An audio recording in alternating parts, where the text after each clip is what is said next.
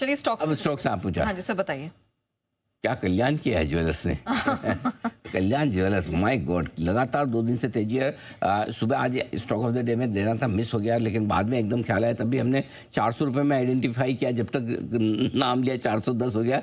मैंने कहा यहाँ से भी अच्छी तेजी है। आप देखिए 20% की तेजी बन गई, 445 450 मार चुका है, वहाँ से भी अच्छा बढ़ा है। तो पहला तो ये है। दूसरा है एटर्नल स्विगी, क्या गजब कमाल करते हुए दिख रहे हैं एटर्नल स्विगी। लगातार हमारे रिकमेंडेशन लिस्ट में रहे। आज सुबह स्टॉक्स इनसाइट में भी बताया था, ओपनिंग के हीरो में बताया था, कल भी बताया था, परसों भी बताया था, और ये भी कहा था कि जिन जिन लोगों के पास में कौन सा है जिसको वो ट्रेंड है जिसके पास, वो बेच के एटर्नल ले लें। जी जी। नहीं सॉरी, डीमार्ट, एवेन्यू सुपरमार्ट। हाँ, ट्रेन के नाम से तो गुस्सा ज़्यादा आ गया मेरे को। बाकी है एवेन्यू सुपरमार्ट जिसके पास है वो खरीद कर एटर्नल ले। देख लीजिए कहाँ डीमार्ट है, कहाँ एटर्नल है। और स्विगी भी नेक्स्ट डे हमने खरीदारी की राय थी। दोनों साथ साथ चलेंगे, भाई भाई हैं, भले आपस में मानते ना, हम मानते हैं जी। बिल्कुल। और देखिए क्या दमदार आपके लिए खरीदारी की कॉल निकल कर आई, और उस स्पेस में सबसे पहले और सबसे मजबूत जो भरोसा जताया जी बिजनेस के दर्शकों के लिए, वो सिर्फ आपका चहेता चैनल जी बिजनेस ही रहा है।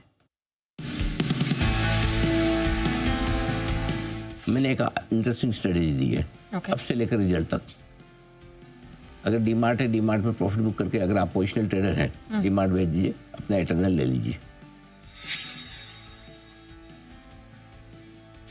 पहला है स्विगी, दूसरा है एटर्नल। और आज सुबह भी हमने बात की कि गिरावट में आपको जब मार्केट का मूड माहौल ठीक होता लगे, आपको क्या खरीदना है, स्विगी खरीदना है, एटर्नल खरीदना है। 276 स्विगी है, 297 आपके लिए जोमेटो। तो ये एक तो ये स्टॉक हो गए दोनों ही जो बढ़िया एक्शन में है भी।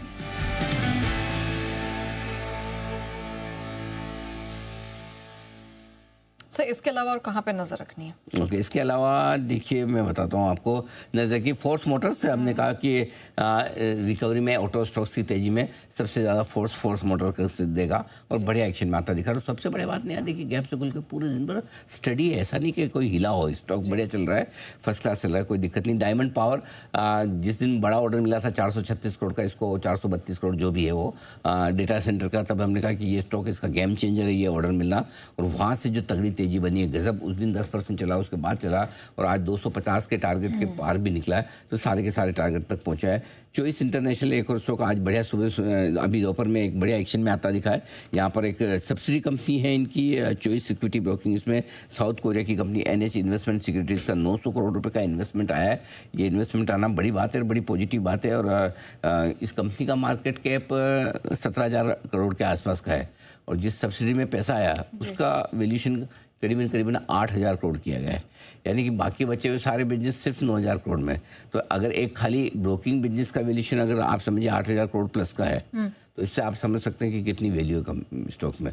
और इस वजह से स्टॉक में बढ़िया तेजी बनती दिख रही है। तो ये बहुत बढ़िया इन्वेस्टमेंट आया है चॉइस इंटरनेशनल के लिए और उसी के दम पर स्टॉक में बढ़िया तेजी। आखिर में वाटरवेज लीजर, जिन लोगों ने भरोसा किया। अच्छा बाय द वे चॉइस, इस खबर पर हम चॉइस इंटरनेशनल के CEO अरुण पोदार साहब भी हमारे साथ कार्यक्रम में शामिल होंगे 2:40 पर। उनसे करेंगे बात, मुलाकात, समझेंगे कि इस इन्वेस्टमेंट्स के क्या है मायने कंपनी के लिए, उस पैसे का इस्तेमाल कब कैसे क्या किया जाएगा।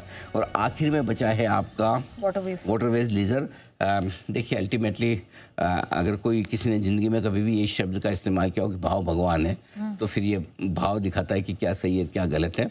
आप देख लीजिए 808 रुपये की इशू प्राइस के मुकाबले में अब भी 860 पर, आज 880 के आसपास का लाइफ हाई बनाया है। कई लोगों ने, मुझे उन लोगों के लिए दुख है जिन्होंने डर के नेगेटिविटी के मारे लॉस बुक कर लिया, नीचे बेच दिया पहले दिन। वो ये कहते हैं कि वो हो जाता है कई बार, अब लोगों का नुकसान हो गया, लेकिन जिन लोगों ने भरोसा किया वो अभी भी प्रॉफिट में।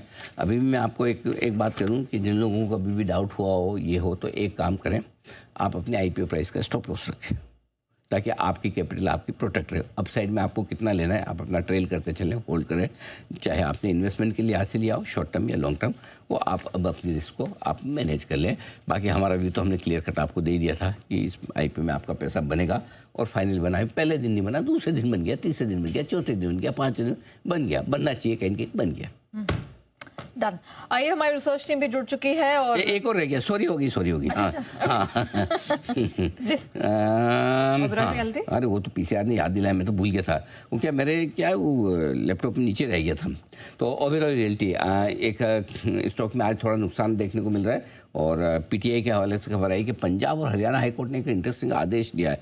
देखिए ओबेरॉय का यहाँ पे है ना, मुंबई में हमारे यहाँ पे पास में ही है ओबेरॉय 360 वेस्ट है करके एक प्रोजेक्ट है जो one of the most costliest है, मतलब मुंबई के सबसे महंगे प्रोजेक्ट्स में से एक है। वहाँ पे घर होना मतलब बड़ी बात है वैसा काइंड ऑफ।